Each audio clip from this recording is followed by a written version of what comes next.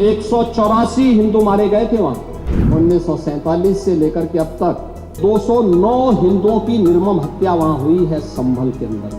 209 हिंदुओं की। संभल हिंसा की हाल ही में हिमायत की गई जांच रिपोर्ट मुख्यमंत्री योगी आदित्यनाथ को सौंप दी गई है। इस रिपोर्ट को 3 सदस्यीय जुडिशियल पैनल न्यायमूर्ति देवेंद्र कुमार अरोड़ा की अगुवाई में तैयार किया गया था और इसमें पिछले नवंबर 2024 की शाही जामा मस्जिद की हिंसा के साथ साथ इतिहास में डूबे 1978 के संभल दंगों की भी झलक है।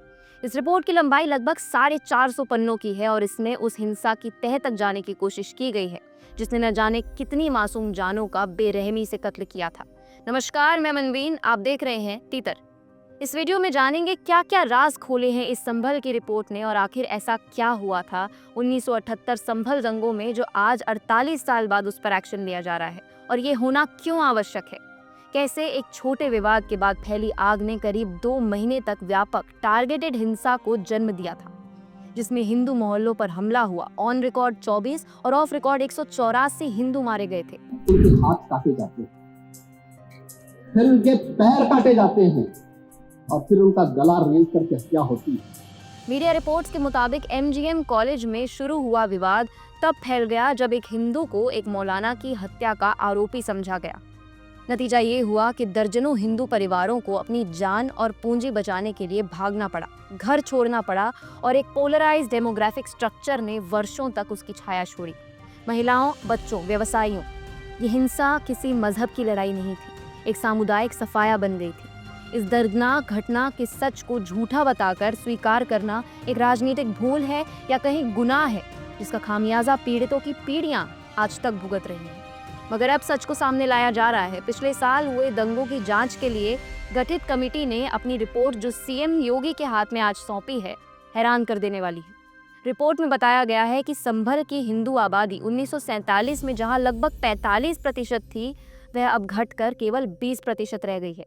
ये गिरावट लगातार हो रहे दंगों और उपद्रवों के कारण हुई। न्यूज़ 18 के मुताबिक रिपोर्ट में बताया गया कि 1936 से 2019 तक संभल में कुल 15 बड़े दंगे और उपद्रव हुए जिनमें 213 लोग मारे गए। इस दौरान 209 हिंदुओं की निर्दयता से हत्या की गई जबकि केवल 4 मुस्लिम मारे गए।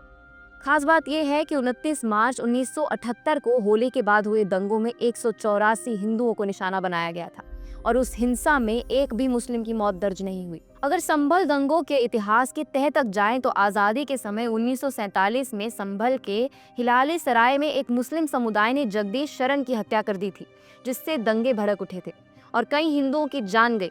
अगले ही साल 1948 में वर्तमान सपा विधायक इकबाल महमूद के पिता बड़े नवाब महमूद हसन खान ने फायरिंग करके दंगा भड़काया था। बार बार की हिंसा ने संभल की आर्थिक और सामाजिक स्थिति को भी कमजोर किया है।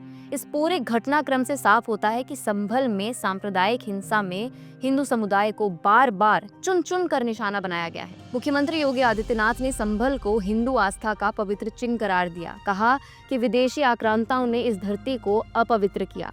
68 पवित्र तीर्थ स्थल, 19 कुओं और कई प्राचीन परिक्रमा मार्ग मिटाए गए और अब इन्हें पुनः स्थापित किया जाएगा। जैसे हमने काशी विष्णु मंदिर और सोमनाथ में किया, सभी को वापस लाएंगे। उन्होंने इसे संस्कृति की लड़ाई कहा और विरोधियों पर आरोप लगाया कि उन्होंने लोकतांत्रिक तपस्या को भूलकर वोट बैंक के लिए इतिहास मिटाने की कोशिश की है। साथ ही एक चेतावनी भी दी है कि ऐसी कोई सांस्कृतिक विनाश को सहन नहीं किया जाएगा। अब सवाल ये है कि इतने वर्षों उपरांत दोषियों को उनके अंजाम तक क्या पहुंचाया जा सकेगा और उनकी सजा क्या होगी। संभल की ये कहानी सिर्फ ऐतिहासिक दस्तावेज या रिपोर्ट नहीं है, यह हमारे समाज की आत्मा पर एक प्रश्न चिन्ह है। कब तक सच को सच साबित होने के लिए संघर्ष करना होगा।